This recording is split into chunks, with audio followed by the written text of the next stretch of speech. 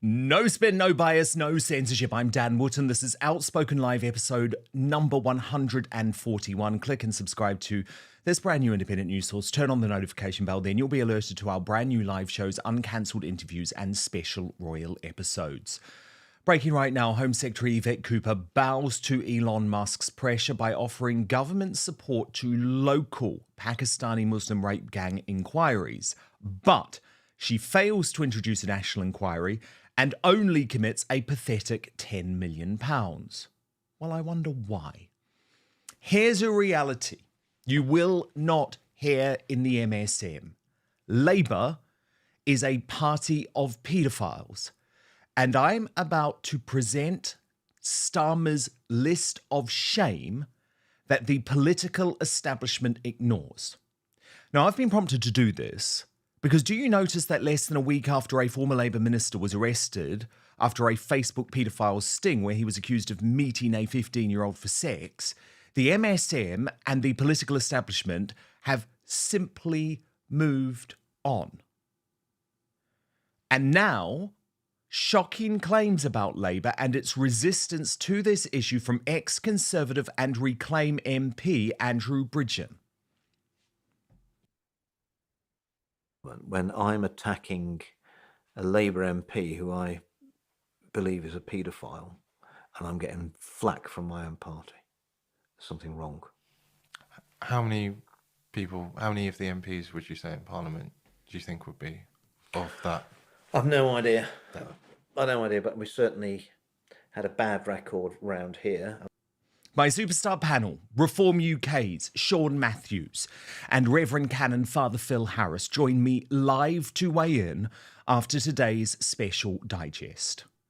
Also coming up on the show, more shame for our public broadcaster as the BBC supports a drill rapper who is actually a convicted murderer using his songs to boast about his crimes.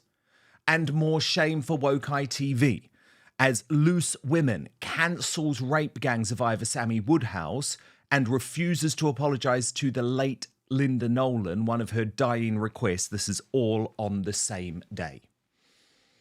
Then, in the Uncancelled Aftershow, Lady Colin Campbell here to reveal why on earth Meghan Markle took part in another example of disaster tourism last night in Los Angeles after the wildfires. How tone deaf is this woman? Seriously, wake up, shut up, go away. If you want to donate, if you want to do your charity work, do it in private. The Uncancelled Aftershow is now broadcast exclusively, daily and on demand on my Substack.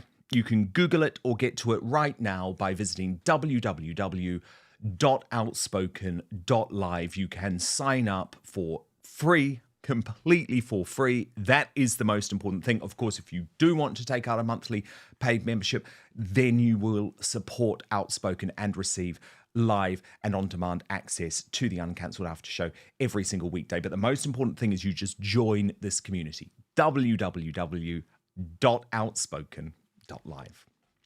But now, let's go.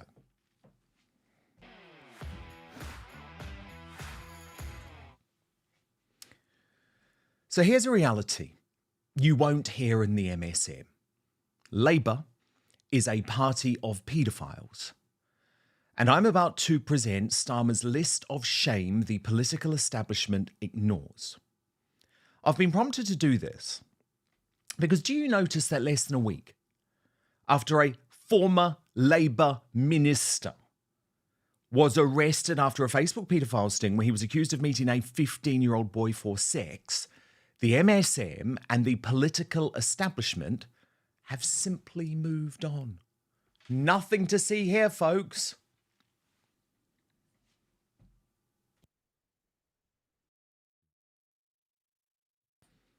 Indeed, Ivor Kaplan was back yesterday posting on X more revolting material that prompted Robbie Travers to reply publicly saying, "You need to stop, Ivor.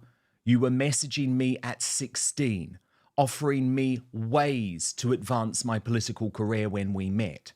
You need to immediately desist." Meanwhile, former Conservative MP Andrew Bridgen has accused an unnamed Labour MP of being a paedophile in a Bombshell new interview. I'm attacking a Labour MP who I believe is a paedophile, and I'm getting flack from my own party. There's something wrong. How many of the MPs would you say in Parliament do you think would be of that? I've no idea. I've no idea, but we certainly had a bad record round here. So, here is the list of shame, proving that Labour is a party of paedophiles. Steve Carnell. The agent for Labour Minister Chris Bryant was caught with more than 12,000 indecent images and 450 films and was jailed for 3 years. Welsh Labour candidate Abdul Majid Rahman, jailed for more than 3 years for distributing child sexual abuse videos after more than 100 were found on his iPhone and laptop. Torren Smith resigned as a Labour councillor in Lambeth and later pleaded guilty for possessing child abuse images in court. Brian Gate, convicted for child pornography and resigned as a Labour councillor. Former Labour Mayor Graham Pearson, cautioned for possession of child abuse images. John Friery, another Labour councillor, convicted and jailed for 15 months for grooming a child for sex. Adrian Sursat, a former Labour councillor and school governor, who was given a pathetic 3-year community order after being convicted for possession of the worst type of child pornography. Ex-Reading Labour councillor Nelson Bland admitted 16 counts of making indecent images of children and 1 count of distributing child porn. Keith Potts, a Labour councillor and school governor, was cautioned for making child pornography. Scottish Labour councillor David Fagan, convicted after telling an undercover police officer he wanted to rape a child and sending her messages about incest and abuse. Peter Tuffley, a Labour Party organiser and aspiring MP, jailed for 15 months for grooming a 13-year-old boy on the internet. American Labour volunteer Tim Russo was a convicted paedophile child abuser campaigning illegally for the party in the East Midlands. Newcastle Labour Party communications worker Samuel Gamlin pleaded guilty for possession of child pornography and received a 3-year community order, seeing him suspended from the party. Hackney Labour councillor and Croydon Labour borough organiser Tom Dewey pleaded guilty to a range of serious charges, including possession of and creating sexual and sadistic images of children, after a National Crime Agency investigation found he had been downloading extreme pornographic images involving violence, as well as images of sex with animals, and more than 1,500 images involving the sexual abuse of children over a 14-year period. And I am really sorry to have to go into those details. Let me tell you, when I was researching last night, I felt completely sick about what this party has covered up and the types of people they produce. And by the way, that's just the list I can legally reveal. Indeed, the Country Squire has this week put together their own list of over 70 Labour figures who they have branded a, quote, can of nonces. And perhaps there's a reason why Andrew Bridgen claims this government doesn't want to act on these issues, including this refusal today, this shameful refusal today by the corrupt Home Secretary Yvette Cooper to launch a national inquiry into rape gangs, instead trying to appease Elon Musk by committing just a pathetic, paltry £10 million and backing local council inquiries, even though the local councils themselves, including Oldham, have said a local inquiry is not enough. We need a national inquiry because we can't actually get people here. But listen to Bridgen, the former Conservative MP and Reclaim MP here. Details of people who are engaged in child trafficking into the UK. Names of all those. They've gone to the government. Nobody wants to act. Nobody wants to act about it. How big is this? It's big. How many? Hundreds and hundreds and hundreds. How are they getting them in? Or is that? I don't. They're flying them into small airports that haven't got fences around them. Lots of them in the UK. Yeah, lots of small airfields. Yeah. You have a little biplane. I gave the government the names of the people and the name of the company they're laundering the money through, where the children were being taken to have their photographs taken. They thought they were going to go to school. These were for selling them to paedophiles. Nothing. No, it's gone to MI5. It's gone to the National Crime Agency. No one will act. And then when you see the names, you see why. The names. The names of people. They are known names. And so they're taking these children to who knows where, and they're doing who knows what to them. Well, I'm told that they use them in the sex trade for about 3 years, and then they're worn out, and then they organ harvest them. No one's interested.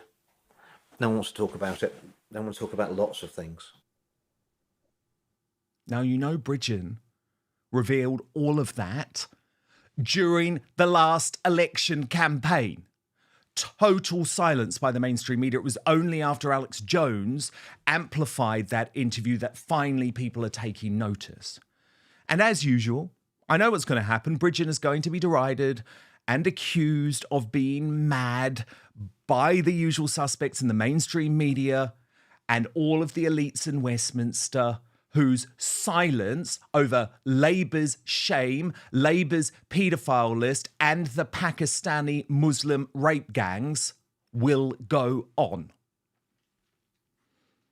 Now, the Superstar panel.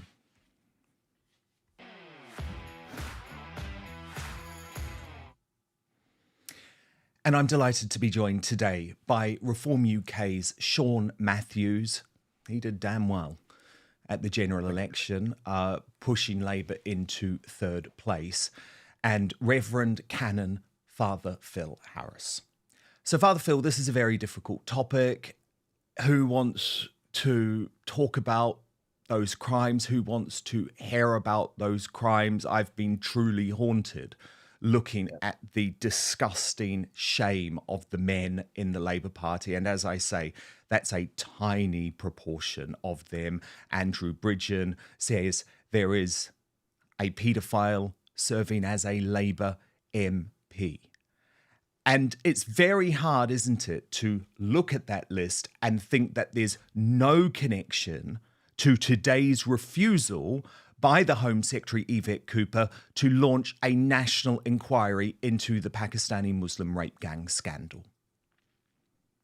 I am so angry. I put a video out 6 days ago.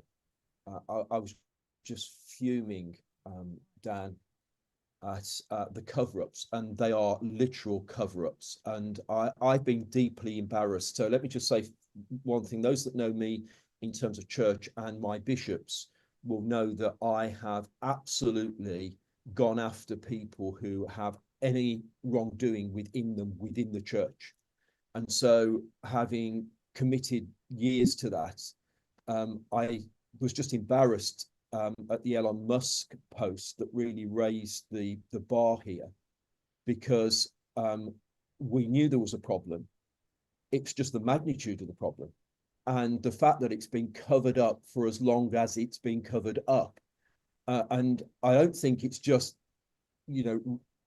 Rotherham and since then. This is something that's very historic. And the more I read, the more I'm sickened, the more angry I am. And actually, we talk about cover-ups. One of the names that you mentioned there in your horror list, Dan, was Tom Dewey. Now, Tom was, having been elected in 2022, was short-lived. And what came out about Tom was that he had this amazing catalogue of 41 category A images, and 5 category A images, 41 category B, 203 category C, and then 1,523 prohibitive images of children. And he didn't do any jail time whatsoever.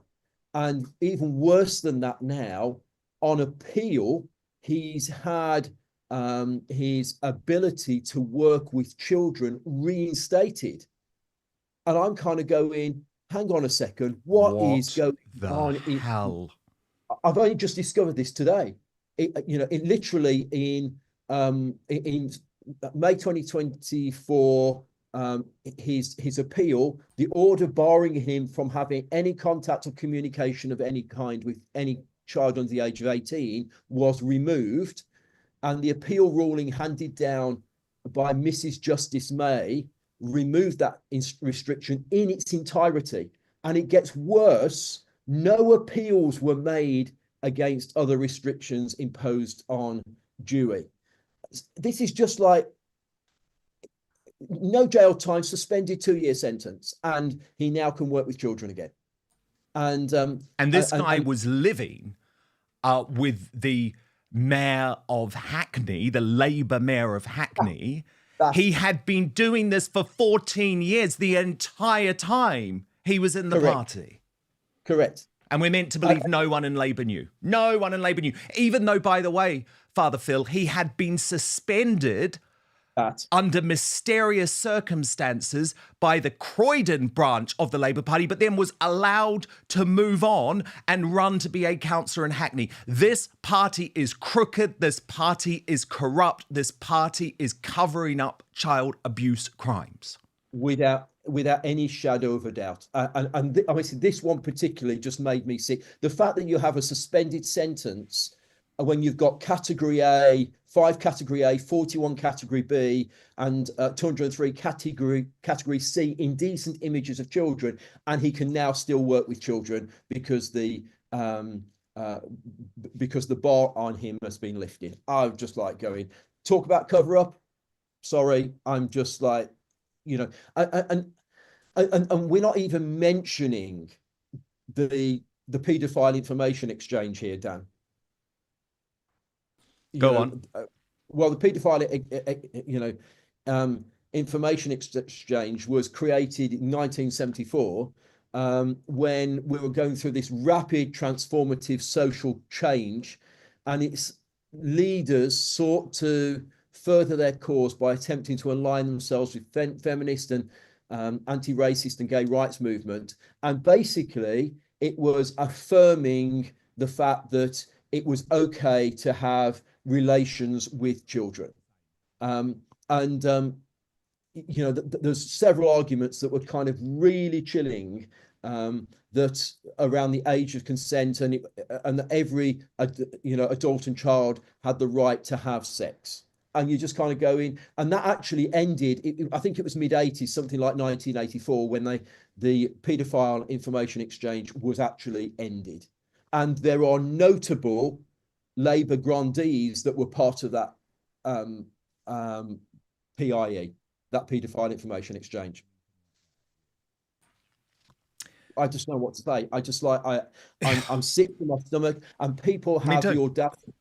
I'm angry is not the word.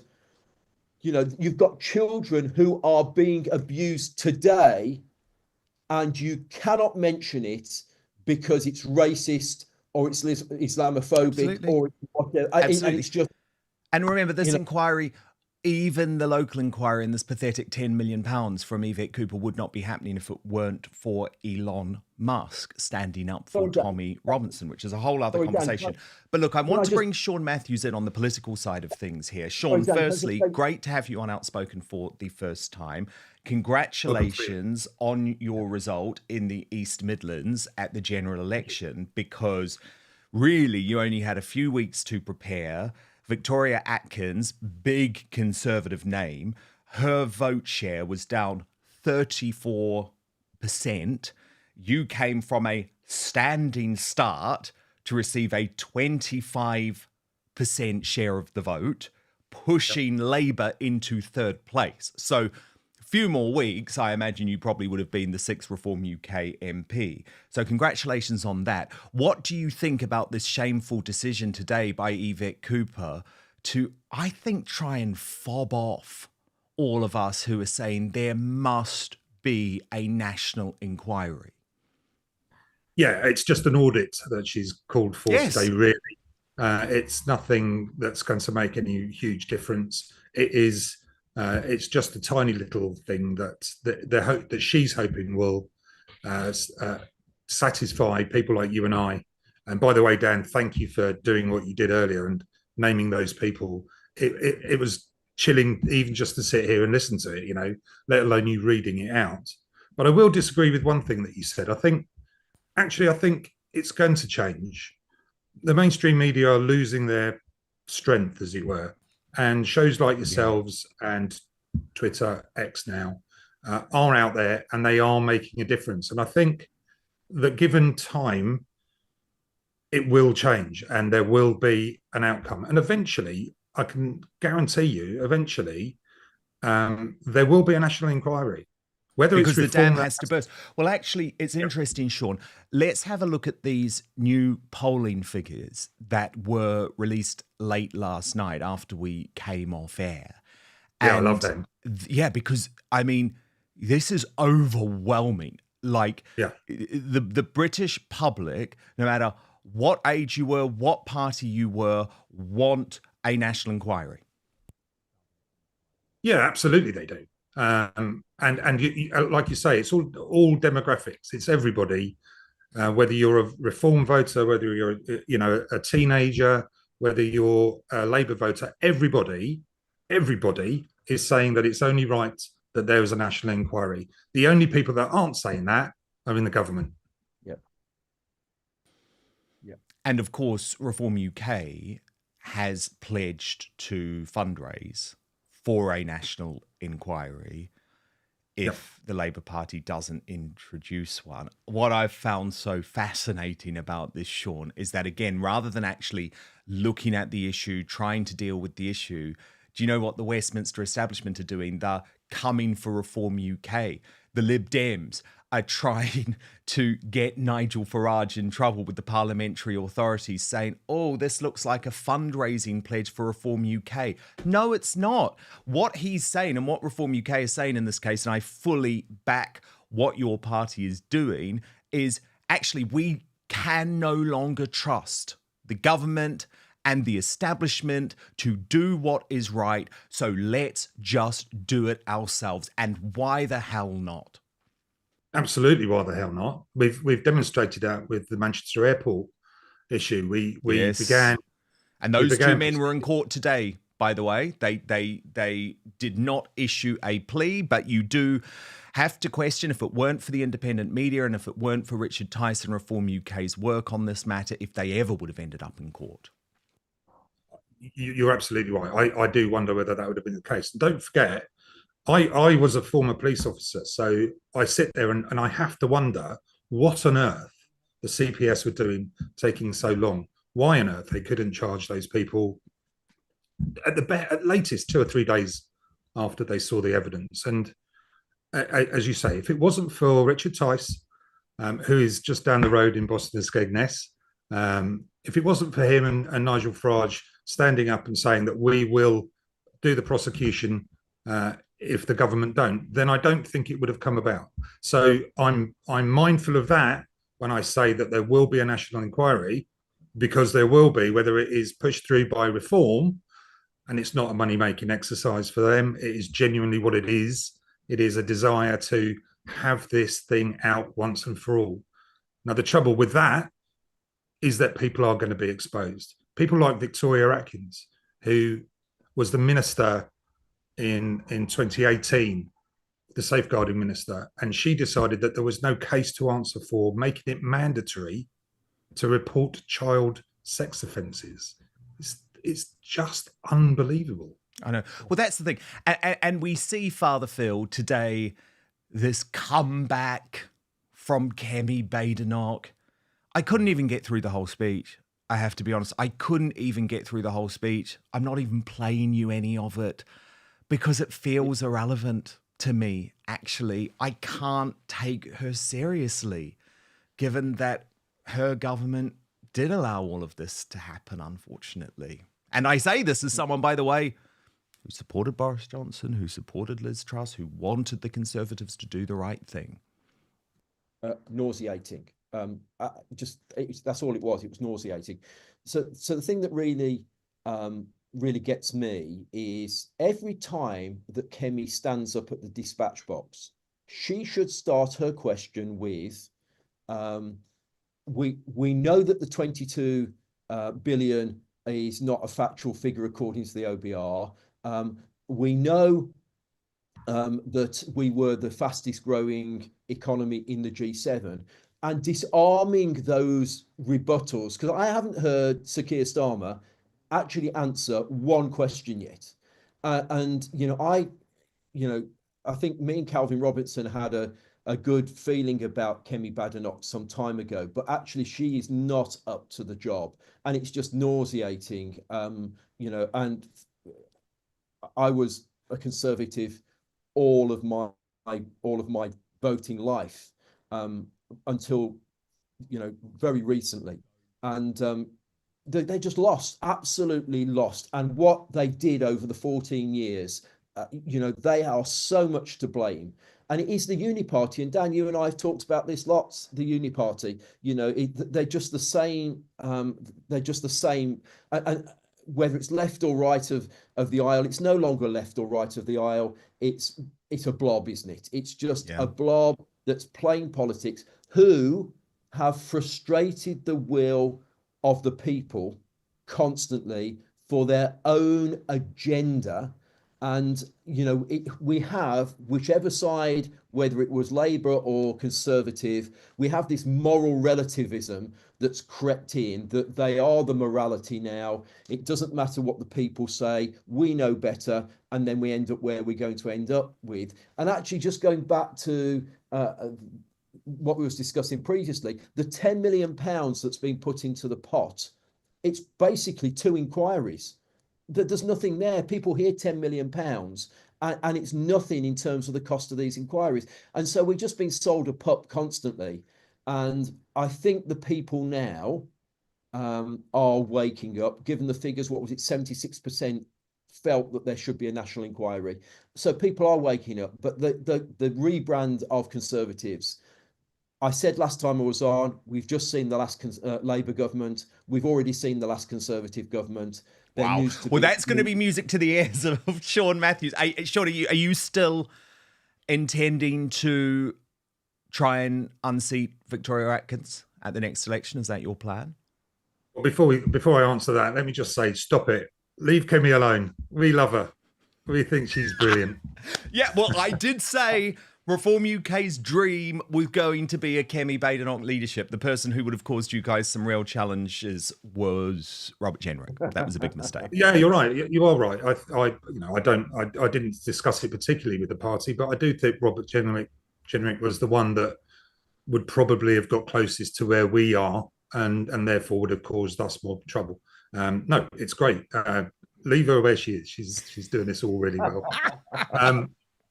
As coming to the question, yeah. On election night, I stood there and turned around to Victoria and said, I've got your majority down to about 5,000. That is something I can win, and I'll be back. But the reality is that there are no candidates for any constituency at the moment. We've got plenty of time, for maybe even almost 5 years before we need to do that. And so I've got to be selected by the party. And then we've set up branches across the country now. And there's a really, one of the best branches in the country is Louth and Horncastle, with one of the most members of it. So they will decide who stands against Victoria at the next election. Hopefully I'll be able to prove my credentials in that regard. But yeah, I'd love to. I genuinely would love to be the Member of Parliament for Louth and Horncastle, and that's going to happen. Whoever is the Reform candidate here, I genuinely think that this seat will. I agree. I agree, actually. Okay, great stuff. Stand by, Sean Matthews and Father Phil. Breaking right now, the BBC, and this is, by the way, from the file of You Can't Make This Up. The BBC has been promoting a drill rapper boasting about murder in his sick and revolting lyrics, who is actually the killer of Jimmy Mizzen. I've got to take you through the shocking details of the story revealed in The Sun, because it really is too hard to believe. So there is the scumbag, Jake Farage, who is now, when he's on the BBC, referred to simply as 10. Because who needs to tell licence fee payers this person who you are promoting to young people on your radio station 1 Extra was actually just released from a life sentence? So shame on that DJ, by the way. He's called Theo Johnson. And he keeps saying that this rapper 10 stands out, that he's brilliant, supporting his sick lyrics, which, by the way, include lyrics like, I watched him melt like Ben and Jerry's. If we were in America, this murdering scumbag would still be locked up, would probably be locked up forever. But at 35 years old, he has been empowered by the BBC to launch a rap career as a drill rapper. The Ministry of Justice has launched an urgent probe into this. His tracks, however, remain all over the internet. And I mean, the lyrics in these songs are just gross, given this is a convicted murderer. Imagine if this was your son who had been killed. He raps, sharpen up my blade, I've got to keep those necessary, stay alert and kept it ready. Any corner could be deadly. Judge took a look at me before the trial even started. He already knows he's gonna throw the book at me. In another one of his tracks, he raps, see a man's soul fly from his eyes and his breath gone. S-word, I wanted more. It made it less wrong. Seeing blood spilled, same floor he was left on. He wanted more. This guy is admitting that he wants more bloodshed, and the BBC thinks it's right to promote him. Now, Jimmy's mother, Margaret Mizzen, was actually awarded an MBE in 2013 for her work promoting peace. She told The Sun, if this is true, I am very saddened, as it will be a shock to the rest of my family. However, Jimmy's legacy of forgiveness, peace and hope, which we share in schools, will not change. The scumbags at the BBC, listen to what they said. Decisions on music are made case by case. We have strict editorial guidelines in place before any content is broadcast or posted. BBC 1 Extra does not glamorise violence. You lie. You are actually lying, BBC. Because how the hell can you say you do not glamorise violence when you've just made a cold-blooded murderer who raps about that murder your new rising star on BBC Radio 1 Extra? So you are lying because you do glamorise violence. Yeah. Now, the 35-year-old was released from jail in June 2023. And of course, I do believe that people on release from prison should have a chance to turn their lives around, but not like this.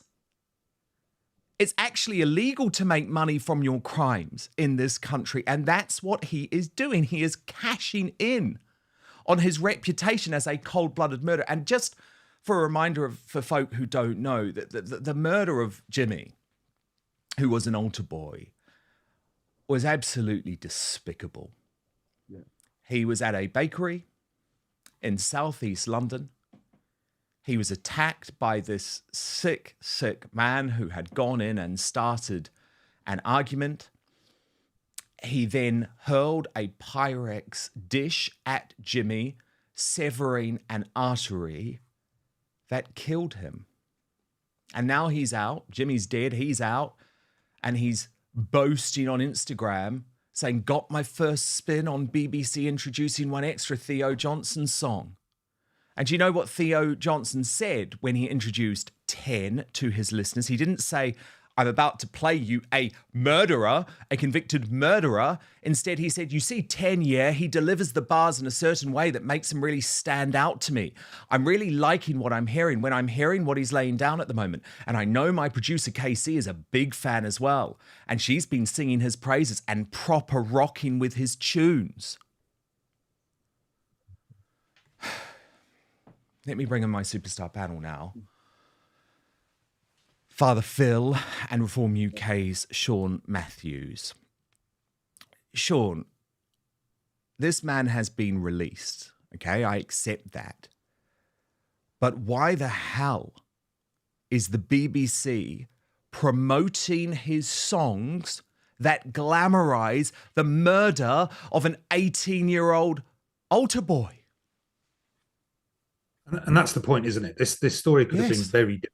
It could have been very different. He could have come out of prison and sung songs that were not about that, showed remorse even, or showed a completely different thing. And nobody would, in fact, people would praise him for being able to turn his life around, like many other criminals in the past have done. But what he's done is he's come out of prison and he's glamorized the crime that he's committed. Now, I don't know what his license says, but I'm not sure he can go around doing what he's doing, promoting the murder of that he committed of another person and make money out of it and show no remorse whatsoever for his crime. That surely means he should still be in prison. I don't think he should be allowed to do what he's doing. And if that isn't the case on his license, then maybe there should be a review on that.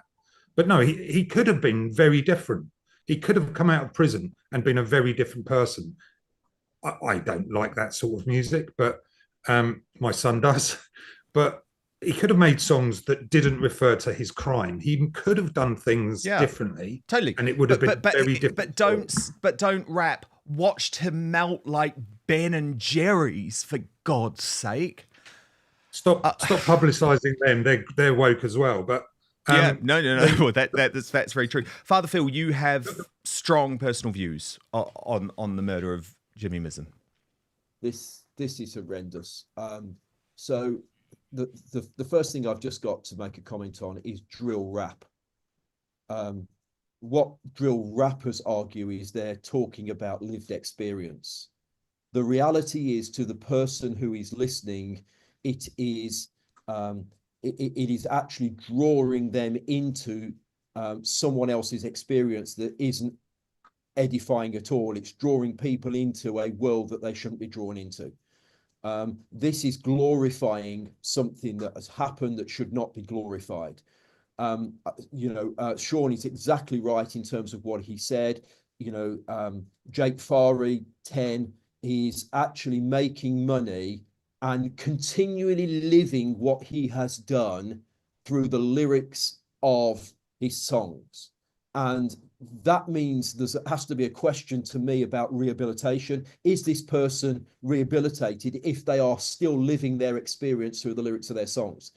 But let me just say to you that Tommy, who's the older brother of Jimmy, actually arrived at the bakery and followed the trail of blood and glass and found his 16-year-old brother, 16 by one day, 6'4" of him, gentle giant, cowering and holding himself in a cupboard.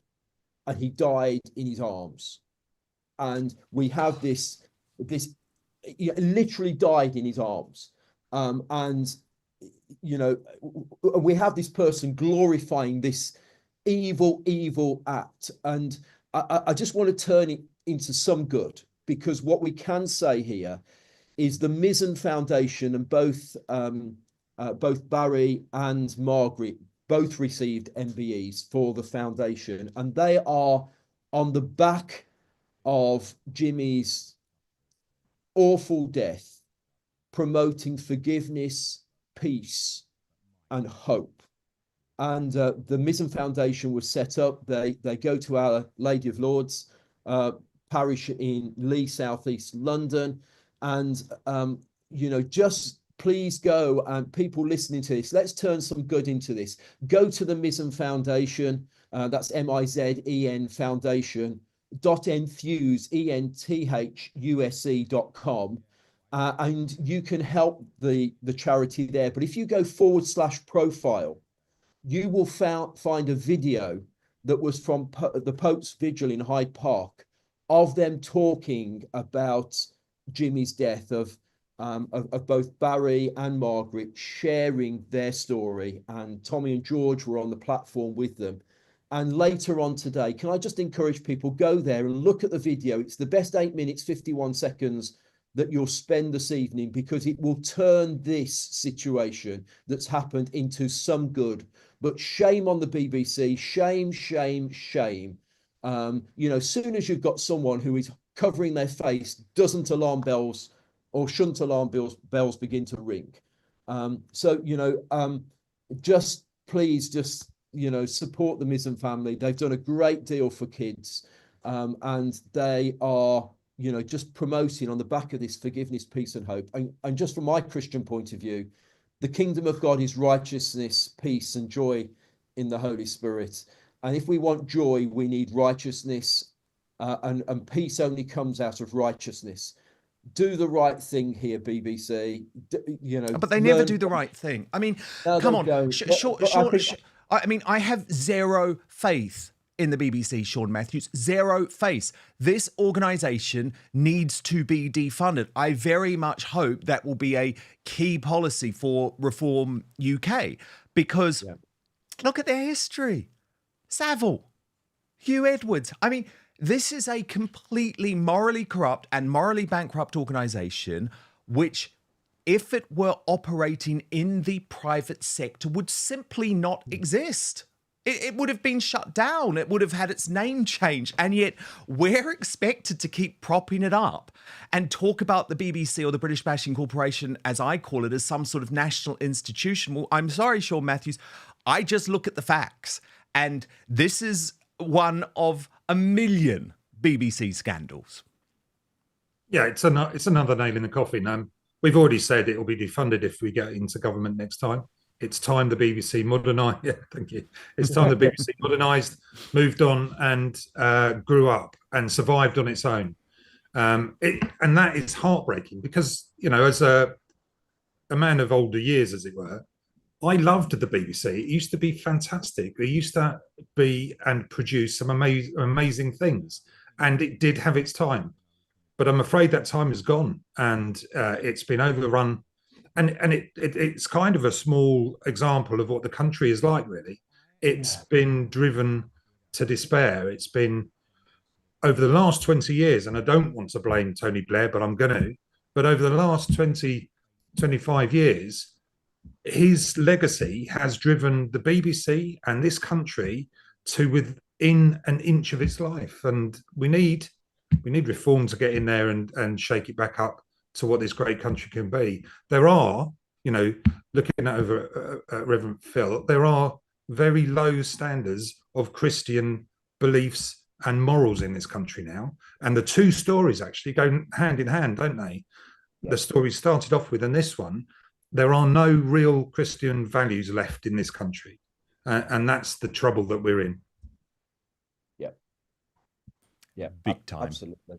Big time. I knew I would get agreement from you there, Father Phil. Okay, do stand by. Sean Matthews from Reform UK, Father Phil Harris, because in just one moment, a shame today for woke ITV cancelling, can you believe this? Cancelling Sammy Woodhouse the rape gang survivor from Loose Women. And they've tried to use the excuse of Linda Nolan, but Linda Nolan was furious with Loose Women before her death. So I've got all of the insight into this shocking story in just 1 minute. But first, you know how I often talk about the need for free speech to be protected. But I've been increasingly thinking of the need for personal protection from snoopers, bad actors, and hackers online. And I'm delighted to tell you I have now found the fail-safe solution. But what's more, this VPN, or virtual private network to use the full term, is also a life changer when it comes to providing you entertainment and information from anywhere in the world, wherever you are. Let me introduce you to Surfshark, an incredible and easy-to-use service that encrypts all your internet traffic, meaning your online activities stays safe so you can shop, stream, browse, and conduct your banking online in complete privacy. But the benefits of Surfshark go way beyond keeping you safe online. It also allows you to access your favorite entertainment and news shows and channels from international streaming services like Hulu, iPlayer, HBO Max, and Peacock. Or, by the way, if your favorite show is blocked on Netflix, Amazon Prime, or Disney Plus, within seconds, you can be watching as if you're in another country. How cool is that? It's also really helpful if you're traveling for work or on holiday because you can get all your favorite content from home, including sports coverage. It's an insurance policy against creeping censorship in many countries, by the way. For example, France blocking Rumble, and on Sunday, TikTok going to be blocked in the United States of America, we are told. This VPN allows you to watch anything, anytime, anywhere. It is true freedom. Surfshark can also save you money too because you can get the best deals from websites that change their prices depending on where you're buying from. There are other benefits too. If you're like me and you've got loads of different devices, or if your family has loads of devices, your entire household can stay safe with just one subscription. There are over 3,200 servers in over 100 countries, meaning there's a world of choice at your fingertips. Plus, if this is your first time using a VPN, there's 24/7 customer service. So go to surfshark.com/outspoken right now for an extra 4 months of Surfshark at an unbeatable price. By the way, what's amazing, Surfshark's so confident they're the best VPN in the world. They are, by the way. I use them. I can vouch for that. They'll give you a full refund if you're not satisfied after 30 days. So go to surfshark.com/outspoken for an extra 4 months of Surfshark at an unbeatable price. If you're watching on YouTube or Rumble, the link is in the show notes below. But now, back to the show. Breaking right now, the despicable people at Woke ITV, specifically the Loose Women show, which claim to care about women and women's issues, today cancelled a rape gang survivor from appearing on their show, using, by the way, the death of Linda Nolan, who I'm about to reveal died absolutely furious with the ITV daytime broadcast. But let me start with Sammy Woodhouse. A lot of you will know who she is, a completely inspiring woman who got through the rape gang scandal in the best possible way and has since used her platform to make incredible documentaries for Tommy Robinson's Urban Scoop, and has now signed up to do the same for Maya Tusi's 2C TV. And she was very excited, not surprisingly, to be on Loose Women. She was traveling down to London to make the appearance because, of course, her goal is to get this topic into the mainstream media. Watch. So I'm just on my way down to London, so I'm on the train, so I apologise if it's a little bit noisy. I'm going to be on Loose Women tomorrow. I've not been on for years actually, but yes, I'm going to be talking about some of the stuff that's been going on the last few weeks, hopefully a little bit about my documentary as well. So tune in tomorrow, 12:30, ITV, to Loose Women, and I shall see you all very soon. And as soon as I saw that, I thought, wow, that would be quite a moment. And actually, I'm someone that gives credit where credit is due. If Woke ITV was going to host Sammy Woodhouse for a fair and free discussion about the Pakistani Muslim rape gangs, I would give them a thumbs up, and I would have watched it and made sure that they did the right thing.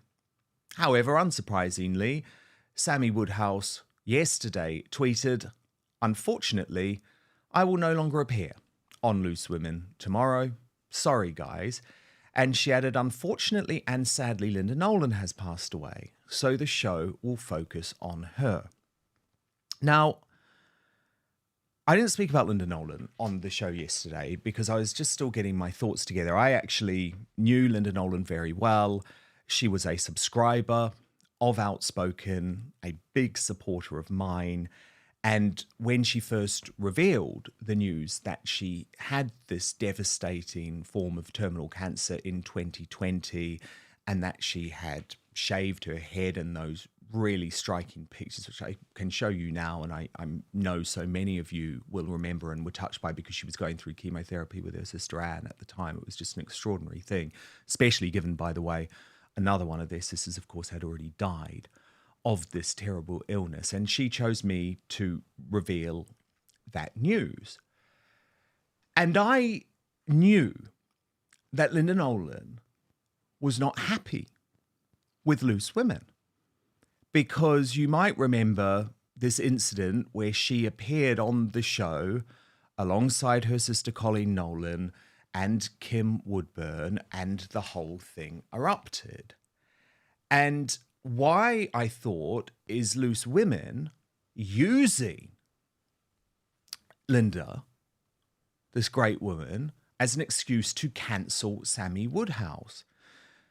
And so I spoke to people who were close to Linda last night, who pointed to the fact that actually in Woman magazine, she had made her position on Loose Women clear.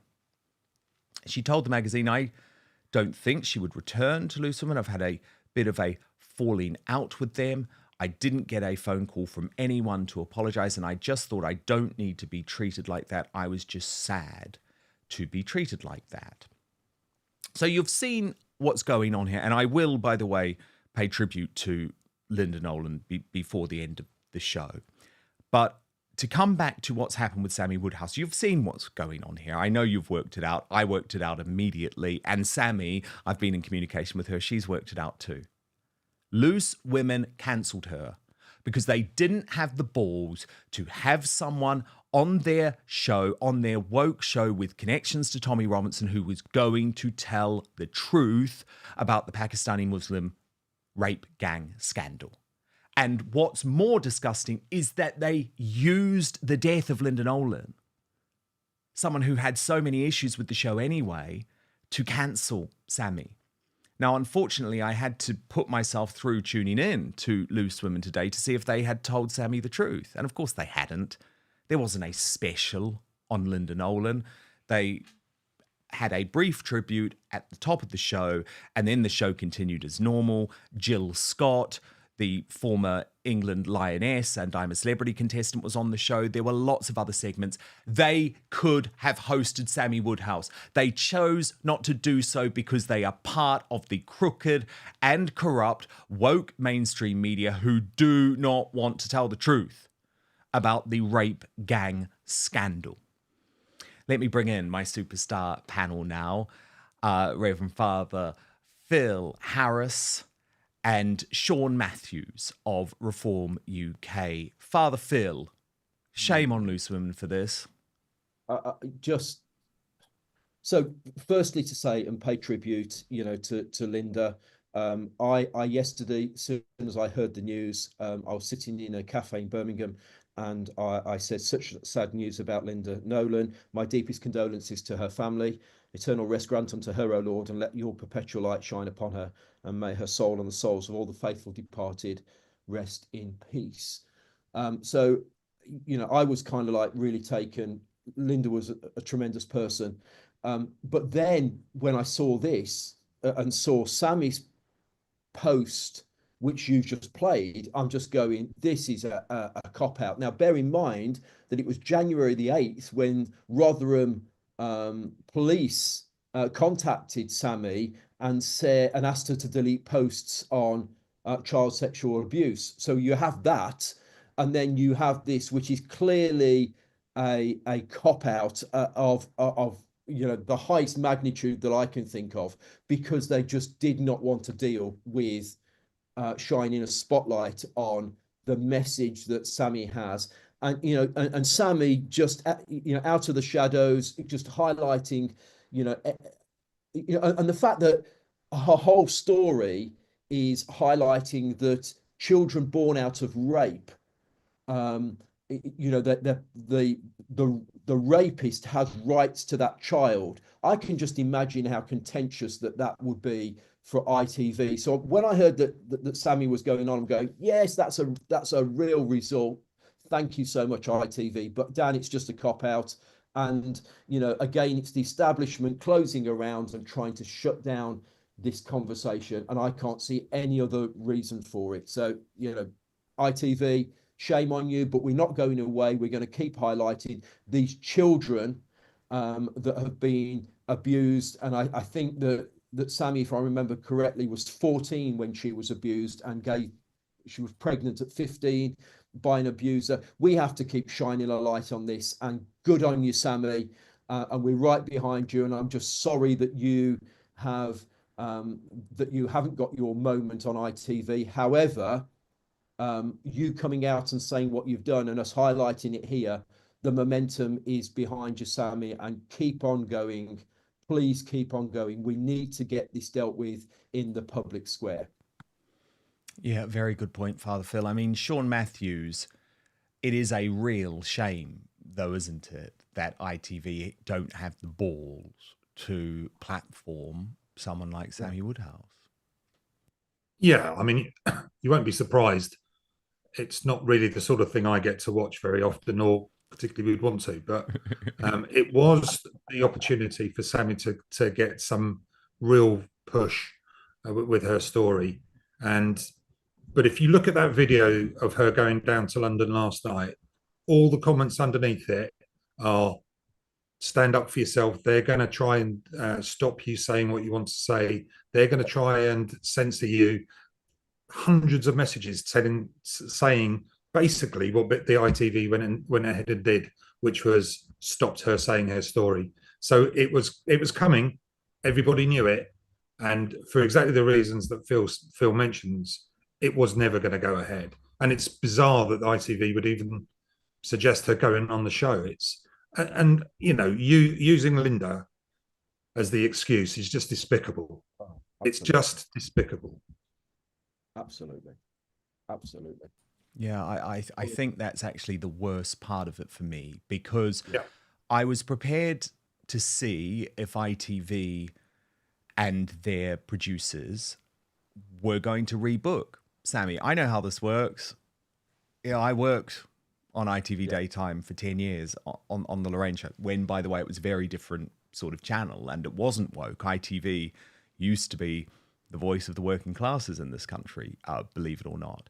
And I won't go into my reasons for leaving here, but I've made it very clear that part of it was because of the push to go woke, but also the way that they covered up the Philip Schofield scandal and the way that they refused to allow me to accurately cover what was going on with Meghan Markle at the time. So there were lots of changes going on at woke ITV. But the point is, if they want Sammy on, what happens is the producer calls up and they say, oh, goodness me, we can't have you on today because of Linda Nolan. Don't worry, we're going to put you in a hotel tonight for another day and you'll be on the show tomorrow.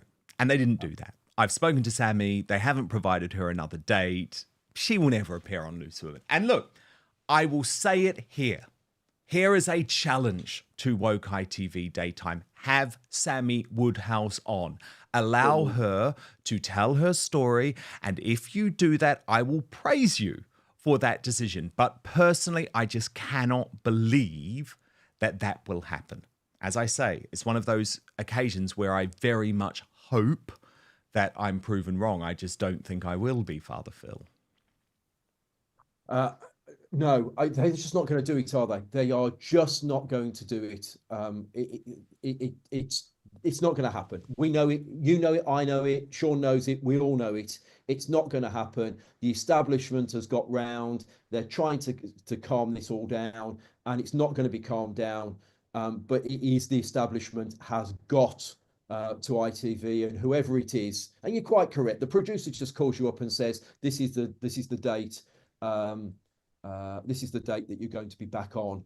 And of course, they haven't done that. They haven't put her in a hotel. They've killed it, and we all know why. Look, I tell you, the positive in all of this, I don't know what the viewing figures are for Loose Women, but as of right now, as we've been talking, the impressions on her video that you just played, Dan, jumped from 330,000 to 438,000. So this show here now has just increased the impressions on that video that's on X by 100 and isn't that the great thing? I mean, actually, we don't need to rely on our mainstream media gatekeepers anymore. Far more people have seen the Tommy Robinson movie Silence, for example, as a result of Elon Musk promoting it on X than would ever have seen it on a broadcast channel like ITV. I mean, obviously, they would never have even considered playing it, but you understand the point that I'm making. Yeah. Thank God these gatekeepers are now being taken out of action.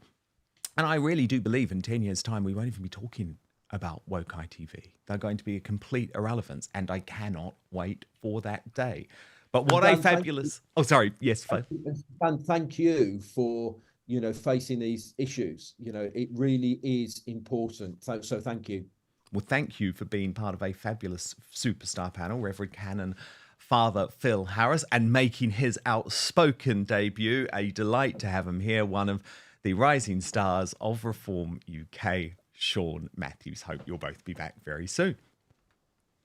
Thank you, Dan. But stick with us for the Uncancelled After Show today. We move to the Substack platform, as you know. And I think we need to be on the free speech Substack platform today because Lady Colin Campbell is standing by to unleash on why Meghan Markle took part in another example of disaster tourism last night. How tone deaf is that woman? Plus, the Meghan Markle surrogacy scandal has exploded into the mainstream media for the first time. Lady C is at the centre of that story. She's going to reveal her thoughts. You can sign up at www.outspoken.live. That is our Substack membership section where you get half an hour of extra content every day. You can also sign up, however, completely for free just by entering your email address into that box there, hitting subscribe, because that is the best way for us to protect against big tech censorship. You become part of the Outspoken community then, and I have an opportunity to communicate directly with you. So please do it for me, www.outspoken.live. Back tomorrow at 5 p.m. UK time, midday Eastern, 9 a.m. Pacific. We don't do 4-day weeks on Outspoken, so a big Friday show planned for you. If you're watching on YouTube or Rumble, hit that subscribe button too. Most importantly, I promise to keep fighting for you, but I will see you on the after show in just one moment. And I want to end today with my tribute to the brilliant Linda Nolan, who was one of Britain's great showbiz icons, but most importantly, a very special lady who used her battle with cancer to educate and inspire. Wanted to play you to end today. A little bit of one picture of yourself and Anne without here on the front page of The Sun, and I know that was such a big deal for you. You must just be overwhelmed by the love. The whole country, it feels like now, is behind you. It has been amazing, and you're right, that's the right word to use. It's been overwhelming. People couldn't have been nicer to us. It's our way of giving back, is to talk about our illness, so that if somebody at home is sitting there on their own, or, somebody like me was traumatized losing their hair, and they think, oh, I'm just being vain and all of that. It's okay. It's okay to be traumatized because you don't want to lose your hair, and it's okay to be scared, and, you're not on your own with